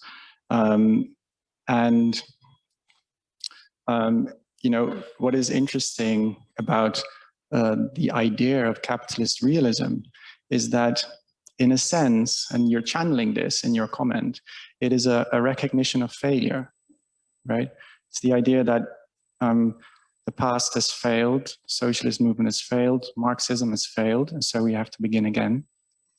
But it is precisely the idea that a prefigurative community embodies an alternative that prevents people from truly reckoning with defeat, from truly reckoning with the failure of Marxism. So I think you're kind of, channeling this in your comment. You're saying we have to begin again. And this is kind of Mark Fisher's point. He says, we shouldn't be talking about the past. This is a leftist, favorite pastime. He talks about the endless rehearsal of past debates. And so I guess in Platypus, we would emphasize the need to talk about the past and to dissolve ideological obstacles in this way. For Mark Fisher, the idea is to really set our eyes on the future, which is, prefigurative, coming up with some kind of, new form of organization that would help us in that respect. But I agree with you that, community is important as long as we approach it critically, right? And this is the whole point about social action having a prefigurative dimension, right? This is something that we shouldn't forget, that was also present in the Marxist tradition, that it is negative, right? It does not prefigure socialism. It is negative in the goal it pursues, namely self-abolition, and it's also negative in the means it employs, namely the working class. But it's going to feel very positive. It's going to feel very much like a community. It's going to feel very anarchisty, right? And this is the point of Marx's critique of anarchism. It's not a dismissal of anarchism. It's an overcoming, right? Hi, thanks for the talk. What was my question? I mean, one of the things that I think comes up as a problem here generally for Platypus,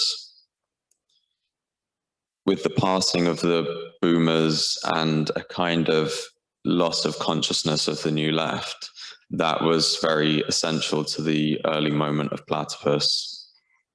which Stefan mentioned in the anti-war movement, is having to reconsider that history through the terms of the 80s, 90s, post-political Gen X left.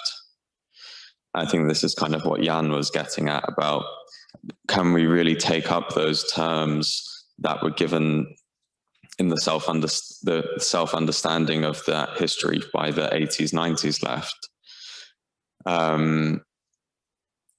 And one of the kind of things that's come up in the way you've been talking about this, but also for Danny, is this issue of the millennials writing their own history.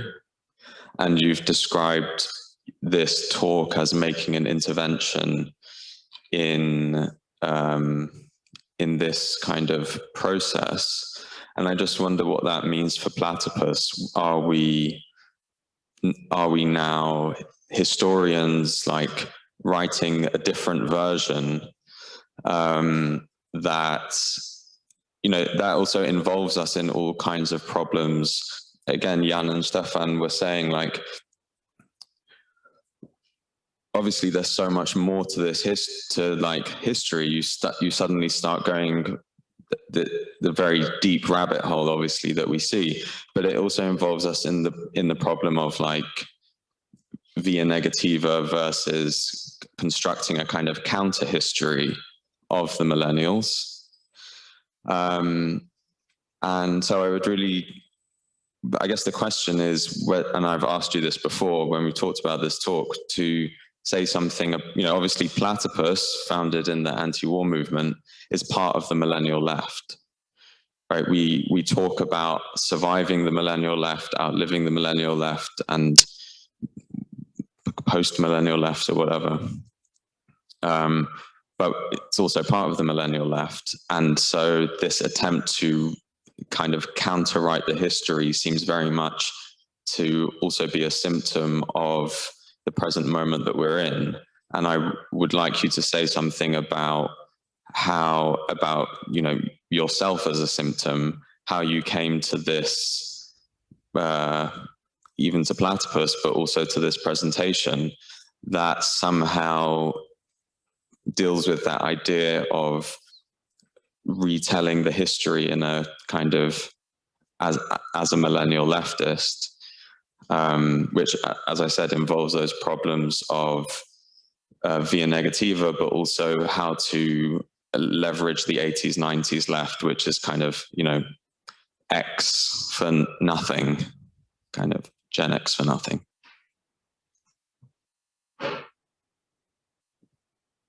Yeah, this is, so actually, maybe my thought about this goes all the way back to when I did the interview with Lavelle. So I did an interview kind of around the anniversary of Occupy, and then we had a panel on Occupy. And what struck me was how ambivalent they were about their own book. Like, they almost didn't want to talk about their own book. And even on the Occupy panel, everybody was kind of ambiguous about Occupy. And there was actually a kind of telling scene, even though I moderated the panel, I actually forget the names of exactly the people, but there was a time where I brought up, you know, of course I brought up, like, well, didn't Trump kind of take up these demands? And then see everybody kind of instantly, like, back off Occupy. And so the reason I bring that up is because I know there's the danger. Like, I'm definitely the symptom sitting right here of a counter history. And it's not like I'm trying to say, well, Occupy was the moment and it was, as opposed to Bernie Sanders. I'm rather trying to hold that history, and maybe, you know, maybe we're not successful at this, but at least the intention of this, in a critical relief. Because I just kind of, the question about intervention as well, and as soon as you start to intervene, then you're writing a counter history, whether or not you want to admit it.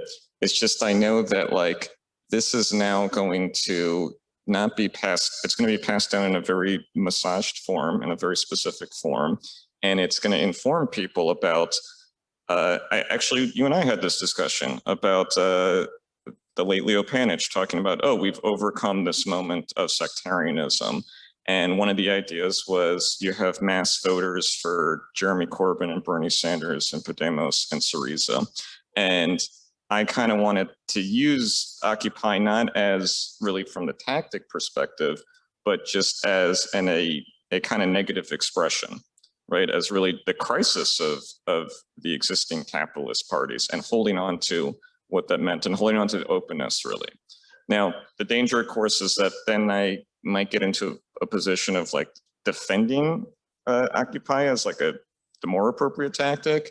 And another thing I've noticed over the last 2 years is I've found myself defending a certain part of the New Left in a way that I never thought I would, which is the cultural aspect. Meaning now it's very popular for the Millennial Left and Gen Z to go, well, they had a cultural turn and they forgot about class, right? Or they all became professional managerial bureaucrats. And if you try to, you know, the difficulty, I know this is not a good answer, is trying to hold that in some kind of critical relief without just becoming counter-identified with it. And so that's why, you know, I think I'm very glad that Stefan and Jan brought up, say, like the history around Occupy, right? Meaning there was like this other things that were happening that kind of contextualized the moment more, and it wasn't just a tactic that was running exhaust, you know, running out of steam. But okay, and then one more, yeah, okay, so now platypus as, are we writing history as opposed to the point of departure of overcoming that ideology? I still think we can kind of do both, meaning you can kind of write history perhaps, the hope is in a kind of negative manner that can keep the problems alive, meaning to me the real ideological problems are to the degree that it looks like the Millennial Left is overcoming a problem, like period, right? Okay, the Offenbacher and Fung essay I mentioned, they were like, well, Occupy didn't have bread and butter demands. I don't think that's true, but that's what they say. And then Bernie Sanders does. And so he solved the problem and he brought it to the mainstream and overcame the problem of endless meetings, you know, that go nowhere, meaning he solved it by making it something that everybody can vote for on the public stage. And that's what I want to hold in, you know, some kind of critical relief and go, not so fast, because I that's where maybe my intuition is more that that's going to be a problem down the line. Yeah, I mean, you know, I think we can only be symptoms. And, you know, this is because of the idea that there is no outside to capitalism, that there are no cracks, that there is no, so I would contest the idea that, you know, I'm appropriating in like an 80s concept of prefiguration and reading the history of the left through that concept, right? So the idea that what you were saying, it's an X, it's like maybe, you know, it all needs to go on the scrap heap of history and there's nothing to be salvaged from it. You know, just because I use the word prefiguration, you know, I don't use the actual concept as it emerges in the 80s. I try to relate it back to social action. So I guess we would try to be the most acute symptom in platypus of the millennial generation. As for my own, you know, how I came to this topic, you know, I can be fairly brief. I did not see any potential in Occupy when it happened. I was not interested in it. I watched it on TV. It did not politicize me. I was politicized around the Corbyn moment, as a, you know, in the neo social democracy turn. And it is through self-critique and self-investigation through platypus that I came to see a potential in Occupy that is not being recognized at the moment in the Millennial Left, right? As it kind of refracts that history through the socialist turn. Thanks, guys.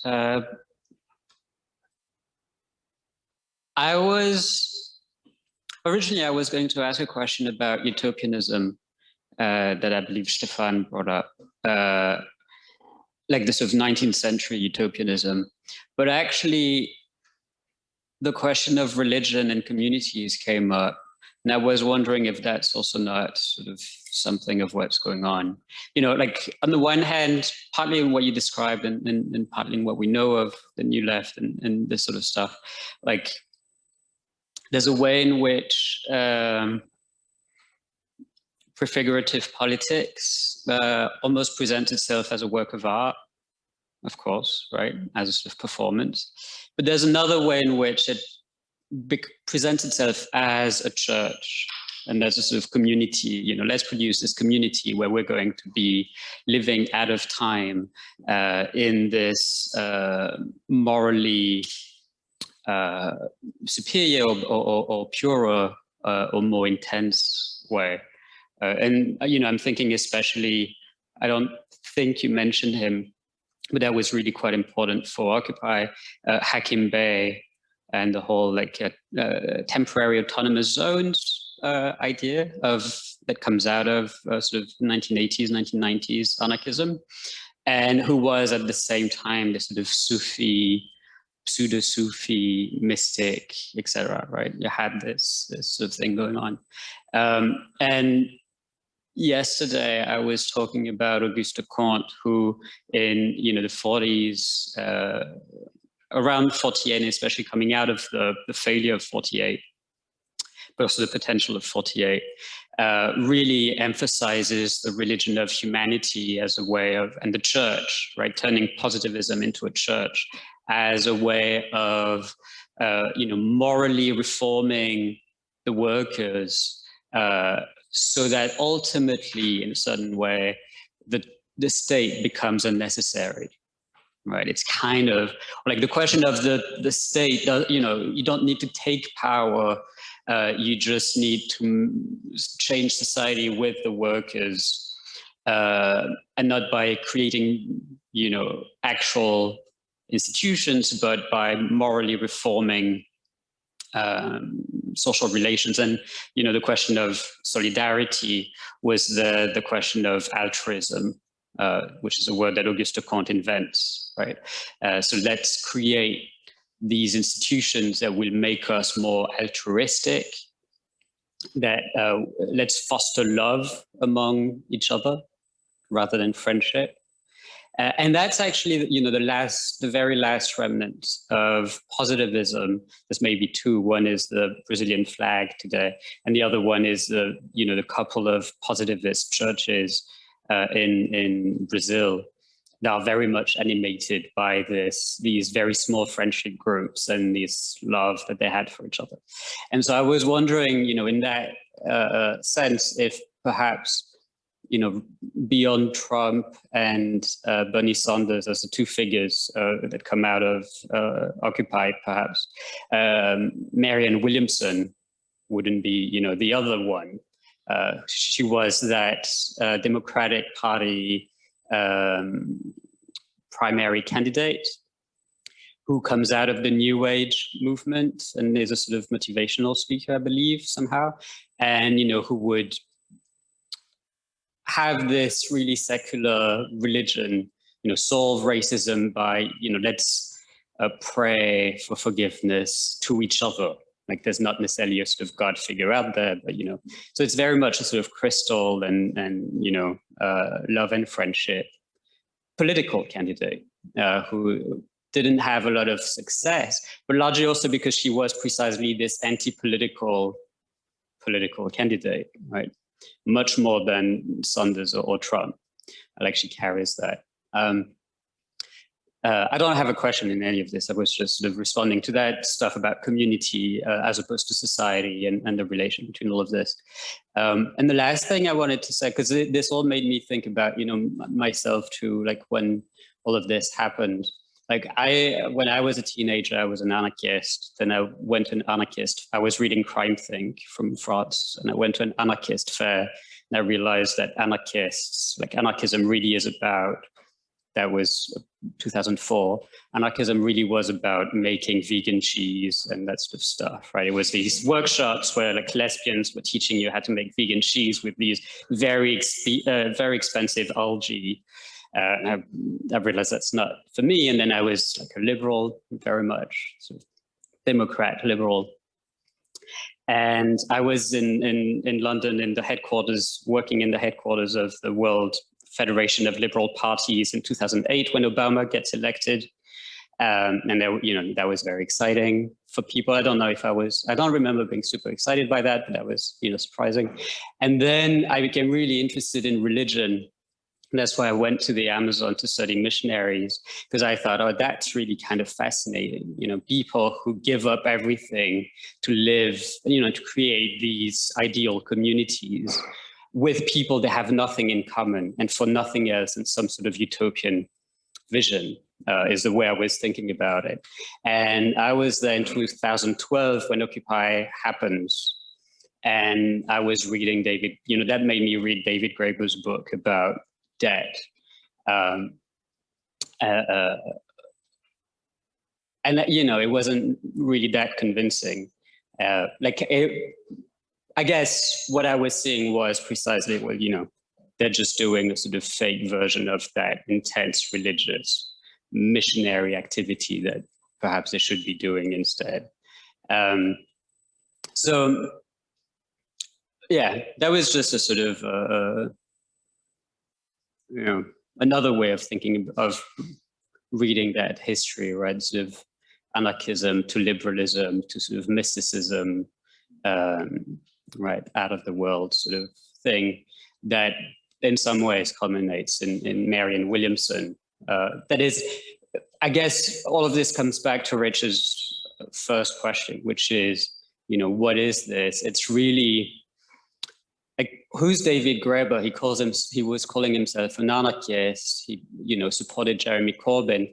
But really, the people that I know who are most intensely fans of David Graeber are people who are also really, really into Amartya Sen. They're just centrist liberals for the most part, who are also into like shamanism and, crystals and all of that. But it's sort of very like middle of the, like, is this just liberalism? Is there anything, it's non-political, it's anti-political, but is there even anything sort of, there's not really progress, therefore, what was that is actually really quite mysterious. Yeah, but thanks. I mean, yeah, those are really interesting points. I guess I just want to add to it that if you read histories of Occupy and also the direct action movement, one of the things that keeps coming up again and again and again is how transformative this experience is of sitting in a circle and making decisions together and having these intense debates and working out a consensus. And what is interesting is that Brooke Lehman, who was on a panel, on a Platypus panel talking about Occupy, she said, well, back in 1999, we learned that you can't use general assemblies to coordinate action, right? Occupy didn't learn from the anti-WTO protests, but she said, people liked it so much, they grew so attached to it that they didn't want anything else. Right? It was immaterial that it didn't function because it created this really intense experience. So yeah. I guess this continues too. I'm still trying to sort of formulate a question around it, but a couple of anxieties came up through this conversation that I think is echoed, especially like last night's panel. So there was this issue of, do we focus on the past or the future? There was this issue yesterday of merging with the workers and what that would mean and how to create this link between the intelligentsia and the workers. And I think to Danny's point about just keeping these like possibilities open, one of my favorite anecdotes was Bill Peltz gave a teaching in Chicago, and he was just talking about how the SPD organized. And he would say, like, in one part of town, they had a temperance society, and on the other side of town, on the same night, they had a drinking club. And it's like, it wasn't about, is vegan cheese like better for the world? And like, is that actually morally what we want? But it's like, no, the moral question actually doesn't even enter until you've built up social organization. And so you've actually made people feel part of a community. So I think there is something to this. It's like, how do we use hiking clubs and biking clubs and choir clubs in the service of socialism? Well, it seems somewhat separated, but I think in the sense of just the basic fact of organizing people to cooperate and feel like they're in something together, there is this direction towards replacing the state even, and just sort of taking control of society, you know? And yeah, anyway, I think all this might seem maybe just banal to us, but I think it's just funny how in the present, this just skill even has just been completely obscured by, yeah, this question of like, do we all agree? And these seemingly very democratic questions that actually have nothing to do with organizing society. Yeah, I'm really glad you raised this point. I was talking to Nikos yesterday about the Communist Party in Greece, and he says they've completely lost this ability to organize civil society. You know, they lead with their ideological line. And if you don't agree, you're not going to get, you know, any of the benefits of their social programs. And it's the point I started with, you know, about like fascist civil society organizing. You know, is it left wing? Is it right wing? Well, probably it's neither. Right? Because there's no fascist party and there's no socialist party to politicize this, right? Hence the importance of, you know, seeing those two in conjunction and seeing it as a dialectic. But, you know, one of the things that Danny mentioned in a discussion we had is that obviously, I mean, it's not like the fascist program is the same as the socialist program. You know, for one, the immigrants were excluded. You know, that's one point. But the point is that the means and ends are connected. You know, if the goal is socialism, that will come through in the form of civil society organizing, in the way it goes about constituting itself. But what is crucially important is this question of politics, the question of the goal. You know, what it is directed towards. I'll just say 2 sentences in response to this before we get Richard's questions. But this made me think of Gillian Rose's conclusion to her book, Hegel Contra Sociology, where she says, Marxism became that of which it didn't have a concept, which is it became a culture. And the complicated nature of that sort of sentence, that is, on the one hand, and you know, it's also the article by Nettle that we read, that is, on the one hand, sure, you know, the SPD took on the whole of social and cultural life in Germany, but then that's because the state was not doing that, and that became the state.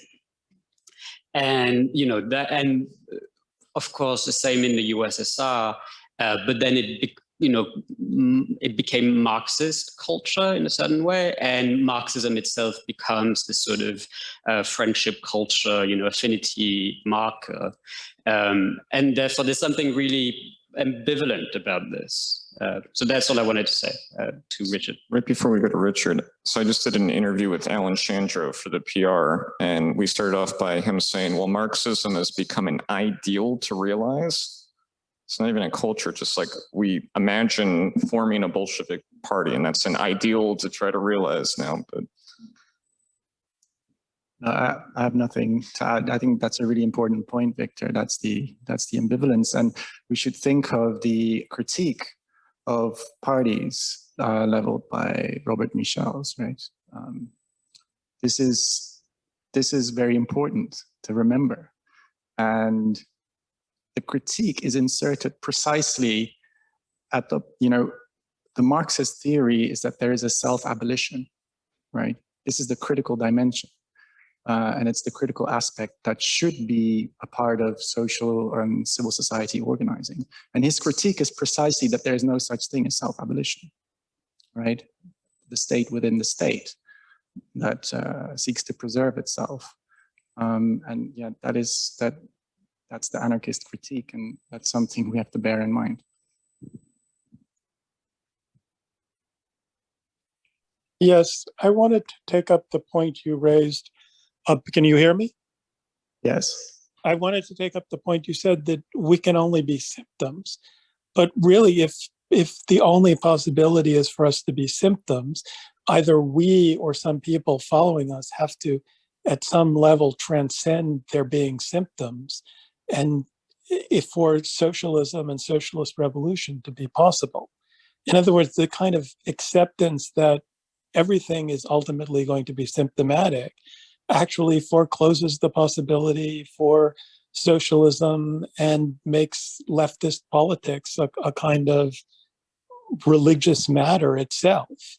Like, either we have to believe that there is some real possibility for overcoming capitalism, or what we're doing is the kind of religious ritual that Victor was talking about. So in that sense, the idea that everything is symptomatic seems to me itself a symptom of the problem.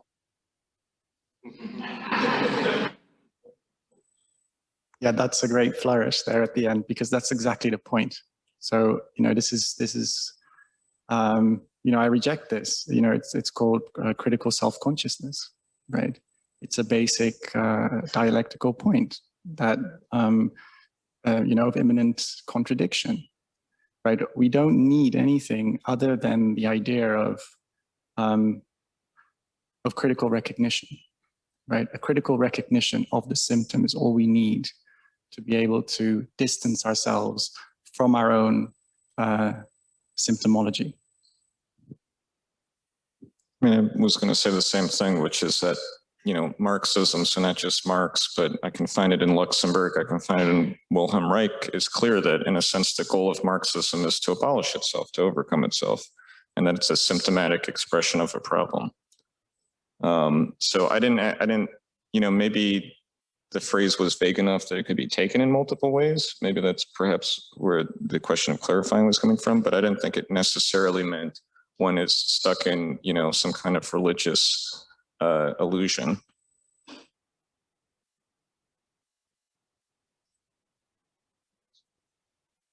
Stefan, did you want to, maybe we should, so we can eventually have lunch, because I'm a little hungry.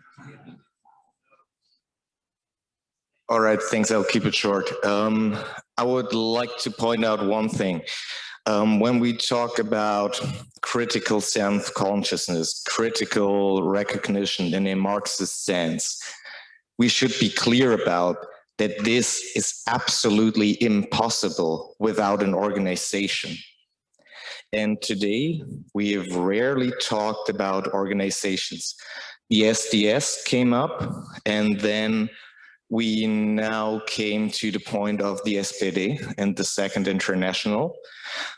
And I think this goes back to Ephraim's question, in how far can we seriously try to write a history without a political organization in any Marxist sense? And also, in how far can we work through ideas on the left and their history without connecting them to the history of Marxist organizations? Because for Marx and the Marxists, strictly speaking, if we follow Lukács, there is no such thing.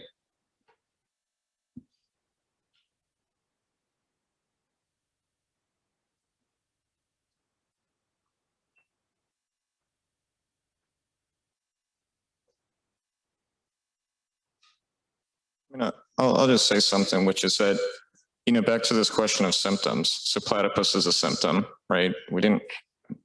I can't imagine platypus in the 60s or the 30s, right? Okay. So we kind of have some cognizance of an account of ourselves in that sense. And our own activity of hosting the conversation has produced some kind of record that can be tied together in some way. I mean, in terms of how far we can go, it's not going to be a history that turns into pointing, I don't know, the necessity of the dictatorship of the proletariat in a moment. But I guess there's this point that I obviously don't have an answer to how far it can go, but it's kind of like members of Platypus are taking this up anyways. Meaning, I remember when there was the reading group on the Platypus reader, I think last year, and that was also a question of, is as this younger members are anxious about not knowing the history of platypus, and so now they want to study platypus. And on the one hand, sure, there can be anxiety. Anxiety can be behind all sorts of things. It can also be one of these things that there's something that perhaps newer people in platypus have recognized about what we've been doing has allowed us to at least reflect on things in a way that official left groups have not done or have not wanted to do, or only doing kind of in a post festum manner in that sense. And so even if, to me, of course, there's the danger of just being the counter history, but also the fact that people have looked to the Platypus Review, which in a sense is objectified history, as some kind of means to like, okay, what happened? Because in a sense, I'm not getting it from anybody else. Even if that's a symptomatic, anxious act right there, I think it should still be treated seriously as it meeting some kind of need that is not being met by I don't know, other organizations out there. But no, it's not a party. Platypus is not a party. It's not the historical repository of the knowledge of the proletariat, to quote Lukács. And in that sense, this is why I tried to say kind of the best thing I feel like I or we could do is try to hold all that history all together in a sense, under a kind of admit everything but concede nothing kind of manner. And that's what what I was trying to do, talking about Occupy and the anti-war movement, is I'm going to admit the possibility that things were here. At least I'm going to, for the sake of maintaining discussion, try to fight back no, that definitely was never gonna, that's wrong, and definitely 2015 is definitely the right moment. Because that slogan behind me, "The left is dead, long live the left," that still is the principle that drives me behind everything that I'm doing in terms of looking into the history and looking into the Platypus Review in this sense. And so that's what would lead me to be like, well, maybe there was something there in Occupy, maybe there was something there in this other moment. Yeah. Yeah, thanks, Stefan. I don't really want to get lost in the weeds, and I think I need to clarify my own thinking on this point. So thank you for raising it. On the point of counter history or critical history, I think that is kind of what we're doing here. It's not really positive.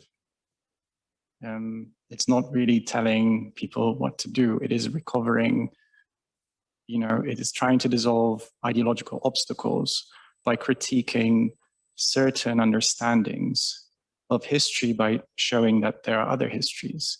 So in that sense, I think, it fits within this project. But other than that, I don't have more to say at this point.